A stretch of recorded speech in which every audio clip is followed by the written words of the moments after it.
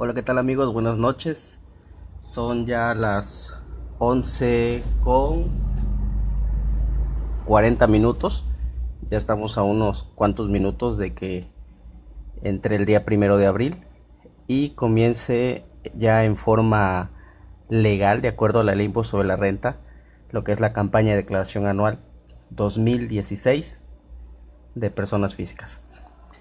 En esta ocasión pues queremos hablar del tema de declaración anual 2016 de sueldos y salarios.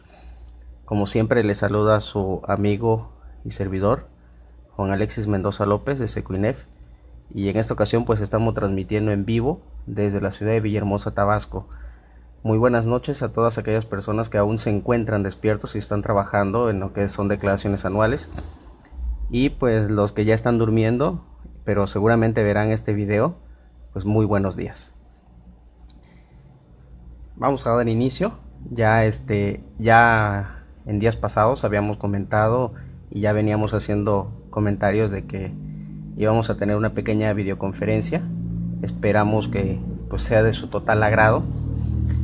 Y bueno, vamos a hacerlo en dos partes. Esta primera parte que es fundamentación, y la segunda parte que la estaremos viendo la próxima semana, Dios mediante, y si Dios nos presta vida, ya estaríamos viendo lo que es la práctica de la declaración anual de sueldos y salarios, cómo entrar al Declarasad y cómo se utiliza la herramienta. Bien. ¿Qué se va a considerar ingreso por la prestación de un servicio personal subordinado? En este caso, sueldos y salarios. Son los salarios y demás prestaciones que deriven de una relación laboral, ¿sí? Incluyendo en este caso la participación de los trabajadores en las utilidades, lo que comúnmente conocemos como PTU. Y pues las prestaciones percibidas como consecuencia de la terminación laboral. En este caso, bueno, si hubo un despido y hay una demanda de por medio y se gana, como dirían, ¿no? Esa demanda laboral, se gana ese pleito que es un laudo laboral, pues se tiene que declarar ese impuesto. Si, bueno, renuncié y me dieron mi liquidación y finiquito, pues también tendría que presentarlo. ¿Quiénes son los que van a presentar declaraciones anuales? Declaración anual la pueden presentar todas las personas físicas que trabajen para cualquier empresa que perciba un ingreso por sueldos y salarios. Llámese Pemex, llámese Instituto Mexicano del Seguro Social, Secretaría de Salud, la Secretaría de Educación Pública, Comisión Federal. Si trabajas para el mismo estado, o en este caso Tabasco o cualquier estado de la República, si trabajas para alguna empresa particular del sector privado, sector petrolero, por mencionar Halliburton, Schlumberger, Coca-Cola, Nestlé, Unilever, Office Depot y muchas más empresas que existen, ¿sí? Entonces, ¿quiénes son a quiénes se le va a considerar entonces ingresos por sueldos y salarios? Aquella persona que perciba un sueldo de un patrón. Eso es sueldos y salarios, ¿ok? ¿Cuáles son las obligaciones de los patrones? Los patrones, de acuerdo al artículo 98 de la Ley de Impuesto sobre la Renta, están obligados a efectuarnos las retenciones. Estas retenciones se encuentran establecidas en el artículo 96, es decir, del salario que a nosotros nos pagan, tienen que efectuar una retención, ¿ok? Esa retención puede ser por hora, por día, por semana, por 15 días o en forma mensual. Calcular el impuesto anual de las personas a las que les hubiera prestado servicios subordinados, es decir, calcular el impuesto anual de sus trabajadores, ¿sí? En los términos del artículo 97 de la Ley de Impuesto sobre la Renta. Expedir y entregar comprobantes fiscales a las personas que reciban pagos por los conceptos a que se refiere este capítulo, en la fecha en que se realice la erogación correspondiente, los cuales pueden utilizarse como constancia o recibo de pago. Bueno, aquí vamos a hacer un paréntesis. Con las nuevas reformas que hay en la Ley sobre la Renta y las nuevas reglas de carácter general que el Servicio de Administración Tributaria está emitiendo, anteriormente lo que se entregaba a los trabajadores pues era nada más el talón de pago, ya. Y al término del año, que venía siendo ya para, ¿qué les puedo decir? Febrero, marzo, que cuando ya las empresas presentaban su declaración informativa, entregaban un documento que se llama Constancia de Retenciones por Sueldos y Salarios. Pero con las nuevas reformas a la Ley de Impuesto sobre la Renta, ya prácticamente esa constancia de retenciones ya tiende a desaparecer. Y ahora lo que va a sustituir a este documento serían los recibos de pago, es decir, la nómina, el timbrado de la nómina, ¿sí? Que como bien sabemos igual algunos, pues ya hoy prácticamente ya venció el plazo para retimbrar la nómina de acuerdo a la nueva versión. ¿Ok? Entonces tenemos aquí, correspondiente a los cuales se podrán utilizarse como constancia o recibos de pago, para efectos de la legislación laboral a que se refiere el 132, fracción 7 y 8, y 804, primer párrafo, fracciones 2 y cuarto, de la Ley Federal del Trabajo. ¿Ok? Proporcionar a más tardar el 15 de febrero de cada año a las personas a las que les hubieran prestado servicios personales subordinados la constancia y el comprobante fiscal del monto total de los viáticos pagados en el año, de calendario de que se trate, por lo que se aplicó lo dispuesto en el artículo 93. La constancia de retención a la que hacemos mención aquí, que es la que utiliza un trabajador para poder presentar la declaración anual, a lo mejor muchos no la conocen o desconocen el término constancia de retenciones. Bueno, la constancia de retención es esta, ¿sí? Acá arribita tenemos que dice constancia de sueldos y salarios, conceptos asimilados a salarios. En esta constancia, en este apartado de aquí, de en medio, aquí donde se ve la manita del mouse, ese es el resumen, ¿sí?, de nuestros ingresos totales en el año. Posiblemente igual por ahí nos topemos con algún contribuyente que ya es un jubilado, ¿sí? Entonces los datos de jubilación van aquí, en esta parte de aquí abajo. En la segunda hoja va lo que es indemnización y en la tercera y última parte de la constancia, sueldos y salarios. Esta parte de aquí, esto que dice impuestos sobre la renta, que es esta aquí donde se ve la manito, es el resumen, la suma de esos tres conceptos, de salarios, jubilación e indemnización. ¿Ok? Si no tuvo jubilación, indemnización, solamente salarios, pues bueno, aquí va a aparecer el concepto de todas formas. Pero esta es la constancia de retención que le debe de proporcionar su patrón hasta este momento. Ya el próximo año ya no, la tendencia es que desaparezca este formato y todo sea a través del timbrado de la nómina, porque ya va a aparecer precargado todo a través del portal del SAT. Bien, sigamos entonces. Entonces, las obligaciones de los patrones lo vamos a encontrar su fundamento en el artículo 98 de la Ley de Impuestos sobre la Renta. ¿Ok? Ahora bien, ¿quiénes están obligados a presentar declaraciones anuales? Bien, hace unos días, cuando se liberó la nueva aplicación en el portal del SAT de lo que se llama DeclaraSAT en línea, el Servicio de Administración Tributaria, mediante el comunicado 30/2017, establece que prácticamente ya los asalariados no van a presentar declaraciones, ¿sí? El comunicado dice, bueno, los que perciban ingresos por sueldos y salarios de un patrón ya no estarán obligados. Y también dice, podrán ya no presentarla. Ojo, podrán, no dice deberán, dice podrán, es decir, deja la puerta abierta, es optativo. Aquellos cuyos ingresos sean de 400,000 pesos. ¿Ok? Pero aquí pasa algo. Este es un comunicado. No ha sido publicado aún la regla que está en el proyecto de la primera modificación de la resolución miscelánea. No ha sido publicado.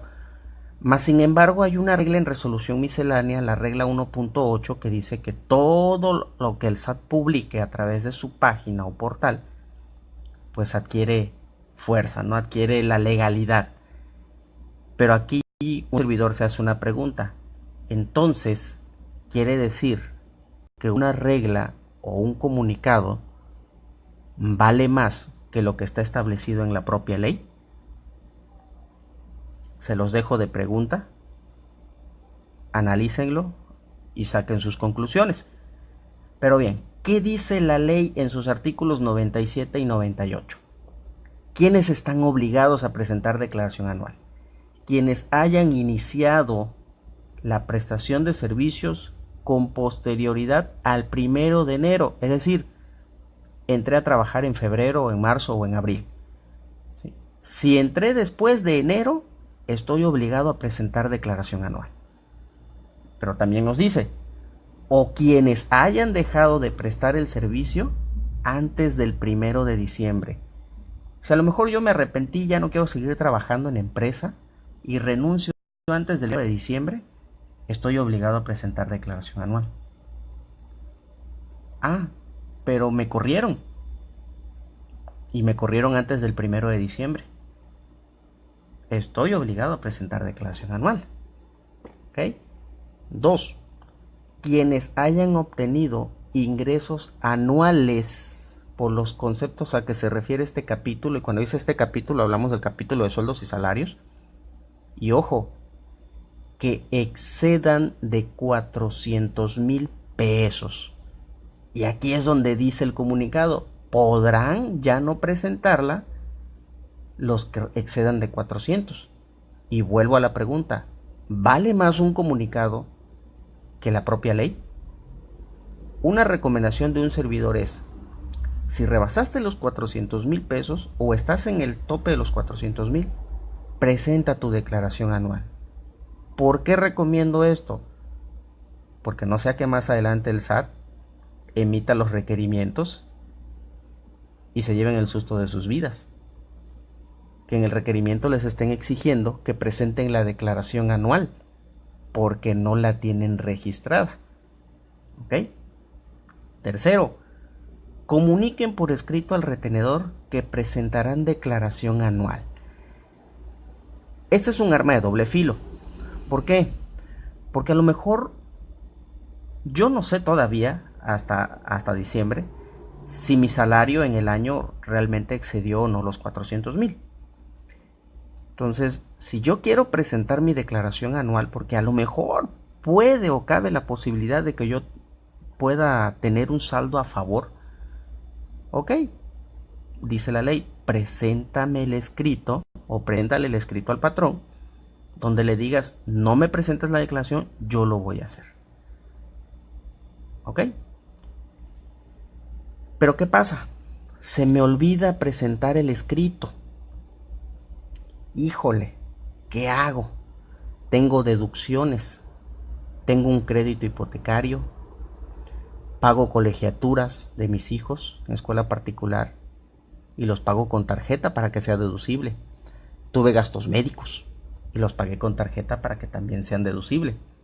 Pero no presenté el mencionado escrito. No se espanten, no se espanten. Aquí les tengo una respuesta. Hay un criterio normativo, el criterio 00-2014 del impuesto sobre la renta. Dice, devolución de saldos a favor no es requisito indispensable la presentación por parte del trabajador del escrito de aviso al patrón. ¿Ok? Y esto está señalado en el párrafo que coincide con un criterio establecido de la segunda sala de la Suprema Corte de Justicia de la Nación y es una tesis de jurisprudencia. ¿Ok? Entonces, si no presenté el escrito, no pasa nada. Ustedes pueden presentar su declaración anual y si en su momento el SAT les llega a decir que su devolución no es procedente porque como no le presentaste el escrito al patrón, el patrón ya hizo el cálculo, pues no importa, se la pueden votar con este criterio normativo. ¿Sí?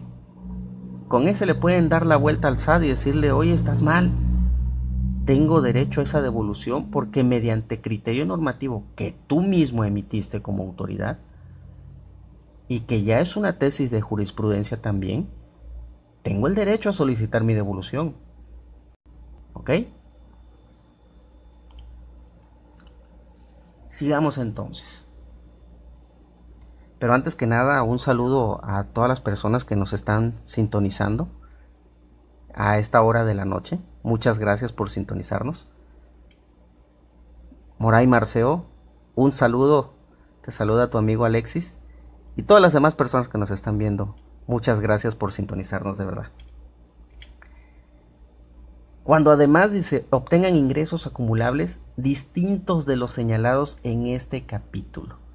¿A qué se refiere con ingresos acumulables distintos? A lo mejor yo trabajo para alguna empresa o dependencia de gobierno. Pero resulta que, no sé, soy médico. Aparte de que trabajo para la Secretaría de Salud, tengo un consultorio particular. Y por tener ese consultorio particular y ser médico independiente también, tengo que expedir comprobantes, en este caso recibos de honorarios. Pero resulta que por salarios no rebaso los 400,000, a duras penas. Y mi patrón me paga en el año 186,000 pesos. Pero como también doy consultas en forma independiente y emito recibos, ya estoy obligado a presentar declaración anual. Otro ejemplo, soy asalariado, pero tengo una casa y esa casa la doy en renta. Y por rentarla, tengo que expedir un comprobante fiscal, un CFDI por arrendamiento, o lo que vulgarmente le decimos recibo de arrendamiento. Por el hecho de tener ingresos distintos a sueldos y salarios, o sea, llámese honorarios, llámese arrendamiento, o por enajenación de bienes, o por intereses bancarios, el simple hecho de tener dos regímenes fiscales distintos, estoy obligado a presentar declaración anual. También me dice la ley, cuando dejen de prestar servicios antes del 31 de diciembre del año, o bien si hubiesen prestado servicio a dos o más empleadores en forma simultánea, es decir, dos patrones en el mismo año. Un ejemplo muy claro se da para los trabajadores de Pemex. Anteriormente era Pemex Exploración y Producción y creo que cambió a Pemex Transformación Industrial el año pasado.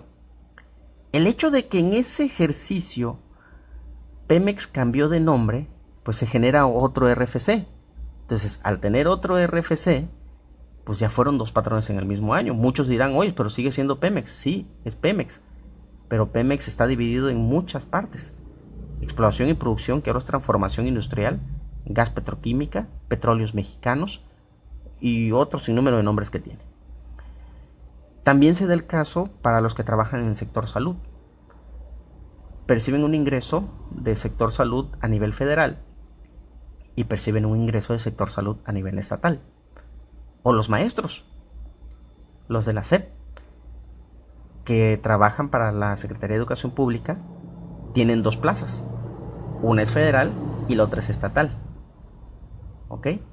Entonces, por haber tenido dos patrones en el mismo año, estoy obligado a presentar declaración anual. O fácil, trabajé de enero a junio para una empresa y de julio a diciembre me cambié de empresa, me fui a otra, X. Estaba yo en empresa X y de ahí me pasé a la empresa Y.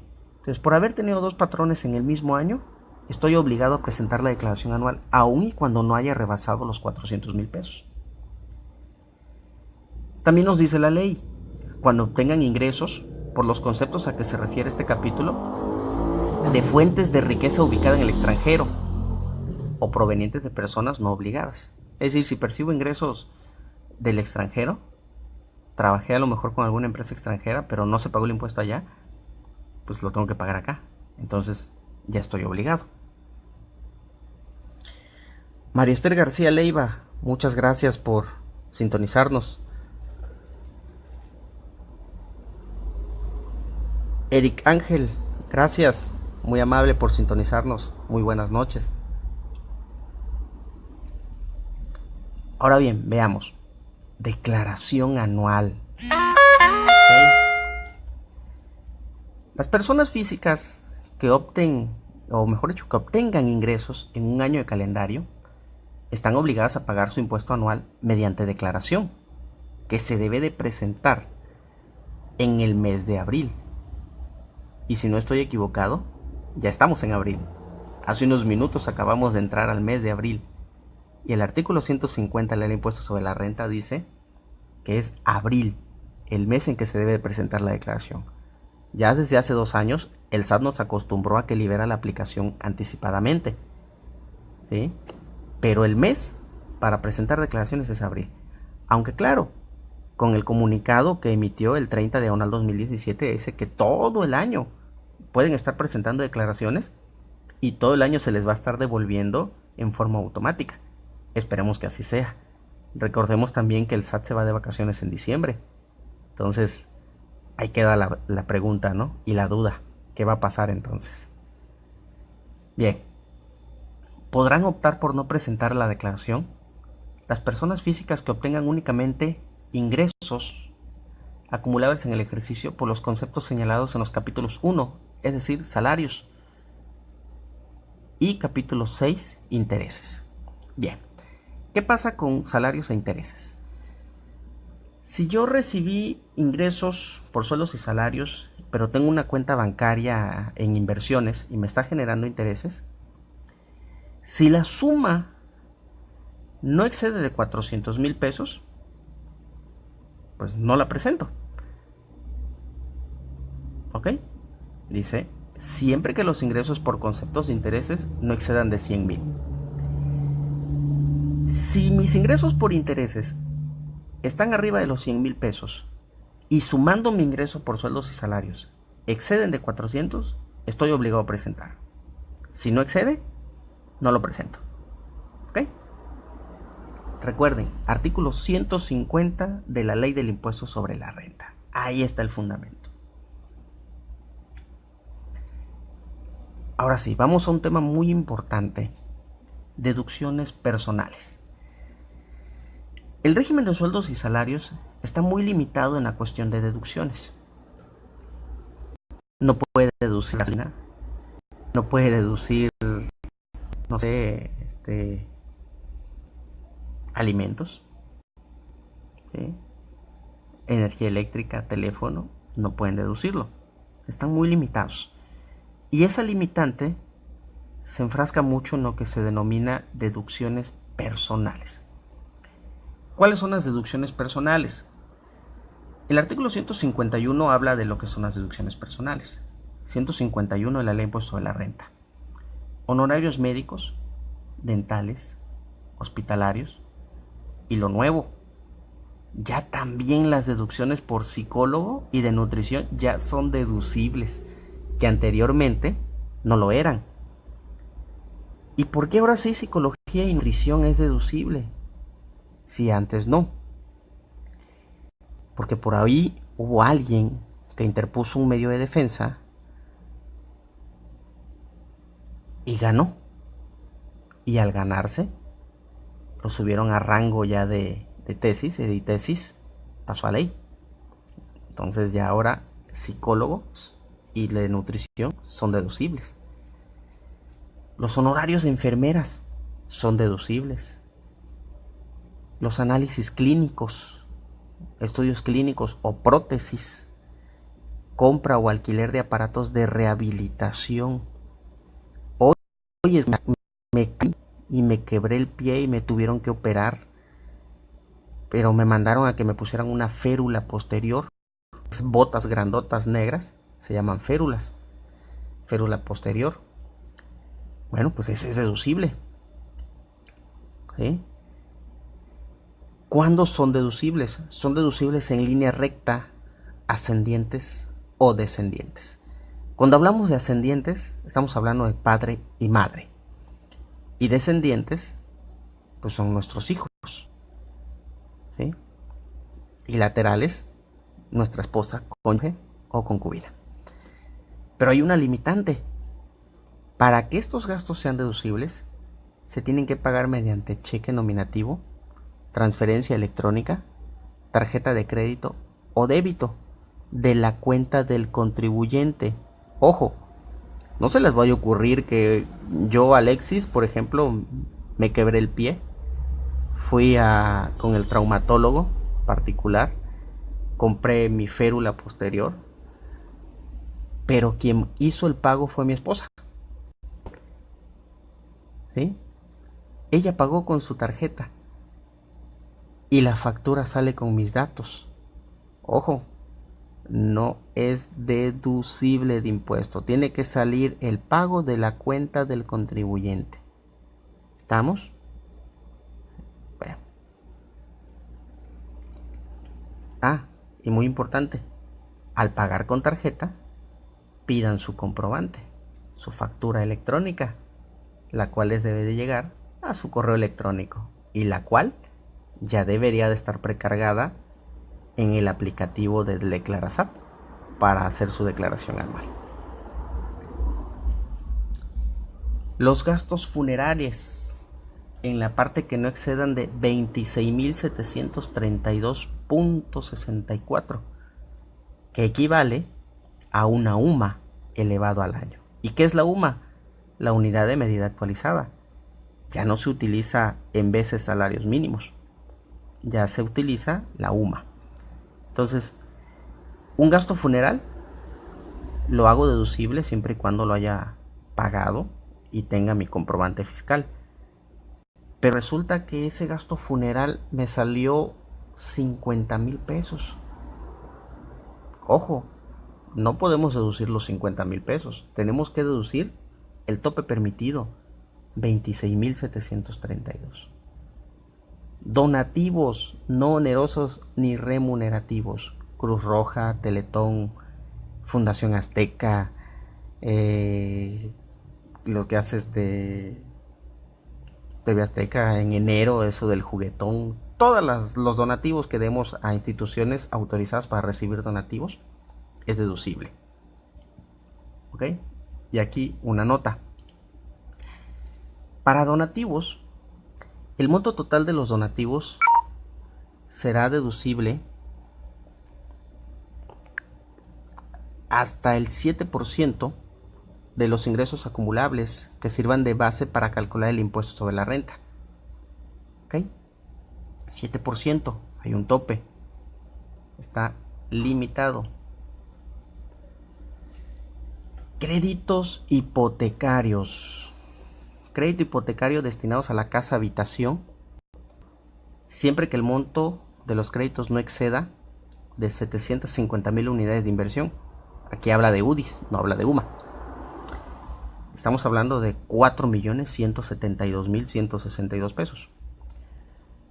Oye, yo tuve un crédito hipotecario de Infonavit y tramité uno con Bancomer. La autoridad fiscal, cuando son esos tipos así de créditos, que tienes dos créditos hipotecarios, siempre te ponía la traba, te decía, hey, espérate, no te puedo devolver. ¿Por qué? No, porque son dos créditos distintos. Pero espérate, son créditos Cofinavit que le llaman. Me dieron mi crédito Infonavit, no me alcanzó, solicité uno en Bancomer, pero los dos créditos son para la misma vivienda. Son deducibles. Pero tengo un crédito Infonavit y aparte tengo un crédito Bancomer o Banorte, pero son para diferentes viviendas. Ojo, el SAT lo rechazaba, pero hay un criterio jurisdiccional de la Prodecon donde se establece que no es limitante para que la autoridad niegue esa devolución, siempre y cuando esos dos créditos se encuentren dentro del límite establecido de los 4 millones. Entonces, es deducible. ¿Se le puede pelear a la autoridad? Claro que se le puede pelear y se le puede ganar, pero tiene que estar fundamentado su solicitud. Las aportaciones complementarias de retiro, realizadas directamente en la subcuenta de aportaciones, es decir, el mentado Afore. Si ustedes hacen aportaciones voluntarias a esa cuenta, son deducibles, pero le tienen que entregar a ustedes su comprobante de aportación, al igual que la del crédito hipotecario. Deben de tener su constancia de intereses reales de crédito hipotecario para hacerlo deducible. Lo mismo es para las aportaciones complementarias de retiro. Las primas por seguro de gastos médicos mayores también son deducibles. Si a lo mejor trabajas en dependencia de gobierno o empresa que te otorga una prima de un seguro de gastos médicos mayores, si tú contratas uno por tu cuenta en forma independiente, esa es deducible. Gastos destinados a la transportación escolar en línea recta cuando sea obligatoria por la escuela, transporte escolar. ¿Ok? o bien cuando para todos los alumnos se incluya dicho gasto en la colegiatura. Y hablando de colegiatura, la colegiatura se debe de pagar igual con cheque, tarjeta de crédito, débito o transferencia electrónica para que pueda ser deducible. Y hay un decreto, el decreto de colegiatura del 30 de marzo 2012, en el artículo 1.13, los pagos a que se refiere el artículo 1.2 del presente decreto deberán de realizarse, y aquí viene, mediante cheque nominativo del contribuyente, transferencias electrónicas, que las cuentas sean a nombre del contribuyente. Tenemos por aquí una pregunta de Eric Ángel. Dice, mi papá es pensionado, tiene mucho tiempo que no tuvo patrón, ¿puede pedir su devolución de ISR? Bueno, pues si tiene la constancia de retenciones por jubilación o indemnización, pues se tendría que checar, hacer un cálculo para ver si tiene algún saldo a favor que se pueda recuperar. Bien, sigamos. Hay topes para lo que son gastos de colegiaturas. Preescolar, hasta 14.200, primaria, 12.900, secundaria, 19.900 y así. Los únicos niveles que se pueden hacer deducible para colegiatura es preescolar, primaria, secundaria, bachillerato técnico o profesional técnico. Y los requisitos que debe de tener el comprobante, bueno, es el nombre del alumno, grado académico y la CUR. Si no trae esos datos, no es deducible. Y tampoco es deducible si no lo pagan con tarjeta, cheque o transferencia electrónica. ¿Ok?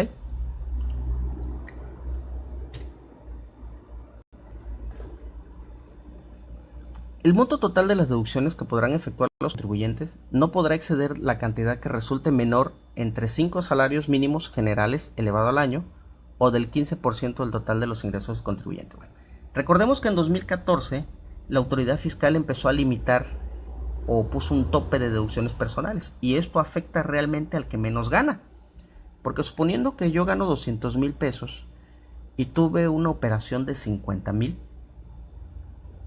en 2014 decía el 10% de tu ingreso acumulable.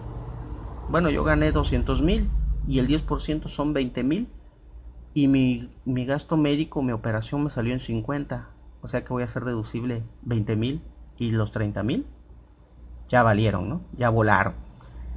Entonces aquí, pues muchos se fueron al amparo, incluso la Prodecon intervino, pero hasta ahorita no hay un resolutivo donde diga que pues que se le da favor al contribuyente, ¿no? Por ahí ya encontré una tesis, unas jurisprudencias que hablan específicamente de las deducciones personales, que es violatorio el tope que pone la autoridad, pero tendríamos que ver si la autoridad hace caso a esa tesis de jurisprudencia, porque al parecer a la autoridad le vale, ¿sí? Y hace pues lo que ellos consideran que es lo correcto. Aquí tenemos un pequeño ejemplo. Es el salario mínimo, en este caso hablamos del salario mínimo del ejercicio pasado, porque estamos hablando del anual 2016, estaba en 7304. Que no resulte, dice que no podrá exceder la cantidad que resulte menor entre 5 salarios mínimos y el 15%. 5 salarios mínimos serían 365 pesos, elevado al año 133,000. Si yo tuve ingresos por 186, el porcentaje aplicable al 15% sería 27,900. Entonces mi tope es eso, 27,900. Nada más de deducción. Imagínense si tengo un crédito hipotecario que acabo de sacar y mi crédito hipotecario es de 100 y tantos mil, solamente 27,900. Ya valí con el resto. Entonces, ahí se los dejo de tarea, ¿no? Piénsenlo muy bien. Beneficiarios de los gastos por deducciones personales: gastos médicos por discapacidad, incapacidad, donativo, intereses reales, aportaciones complementarias y depósitos en cuentas especiales. El beneficiario debe ser el contribuyente. Los honorarios médicos, dentales, gastos hospitalarios, funerarios, primas de seguro de gastos médicos y colegiatura. El beneficiario es el cónyuge o concubino, ascendientes o descendientes en línea recta y el propio contribuyente. Y en transportación escolar, pues los hijos, nietos y bisnietos.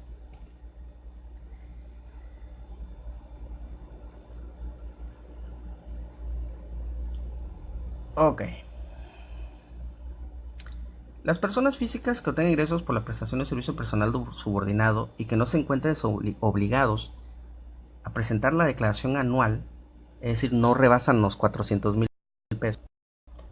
Si no rebasa los 400, pues no estás obligado a presentar la declaración anual.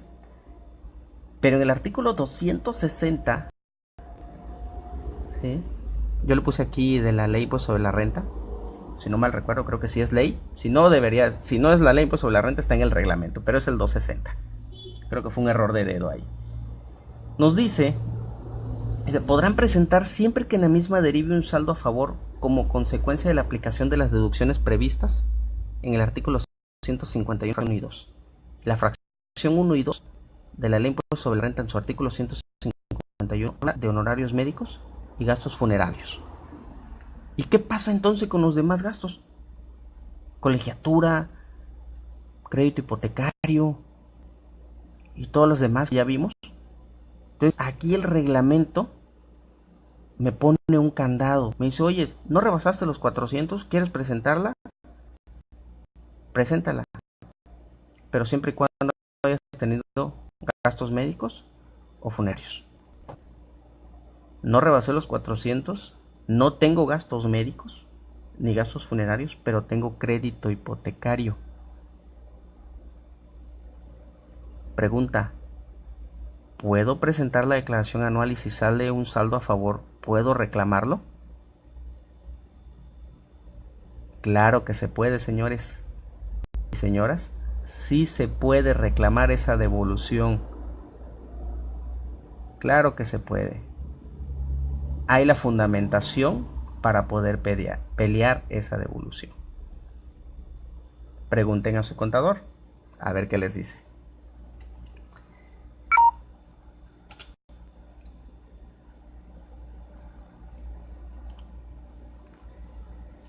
Bueno amigos, eso es todo. Esperamos que esta pequeña videoconferencia pues haya sido de su total agrado. Fue corta, sabemos que fue muy corta la información, pero quisimos enfocarnos mucho o en particular a lo que siempre han tenido más duda. ¿Cuándo estoy obligado? ¿Cuándo no? ¿Qué puedo hacer deducible? ¿Qué no puedo hacer deducible? Y ya vimos el 260 del reglamento que nos pone la limitante. No rebasa los 400. ¿Quieres presentarla? Preséntala, pero si tienes gastos médicos y funerarios. Pero ¿y qué pasa con las demás deducciones si las tengo? Pero no rebasé los 400,000. Entonces, ahí se las dejo de tarea, ¿no, amigos? Les agradece el contador Alexis de parte de Secuinef el habernos sintonizado esta noche y que nos hayan permitido transmitir lo poco o mucho que tuvimos durante 9 años en el Servicio de Administración como asesor fiscal. Sintonicen en las redes sociales. En Facebook tenemos nuestra fanpage Secuinef, tenemos nuestro grupo FiscalSat Secuinef. En Twitter también nos pueden encontrar como JAlexisML. En YouTube, muchas gracias a las personas que nos siguen a través de YouTube por todos sus comentarios. Hemos tenido comentarios muy buenos, la verdad eso nos llena de alegría y nos satisface muchísimo el ver que nuestro objetivo de poder compartir pues está rindiendo los frutos. Gracias a las personas que nos han contactado a través de YouTube y que nos han contactado en correo electrónico o hablándonos por teléfono. Gracias. Estamos muy contentos de brindarles la asesoría correspondiente. Muchas gracias también a aquellas personas a las cuales les hemos asesorado y pues nos han aportado económicamente algo también, por qué no decirlo. Muchas gracias. Gracias también a las personas que nos contactan y nos piden el servicio y los cuales han quedado contentos. Amigo, no nos queda más. Sintonícenos próximamente, tendremos la segunda parte de esto que es declaraciones anuales. Vamos a ver ya lo práctico. Que tengan muy buenas noches. Muchas gracias a todas las personas que nos sintonizaron. Que la pasen bonito, que tengan un bonito fin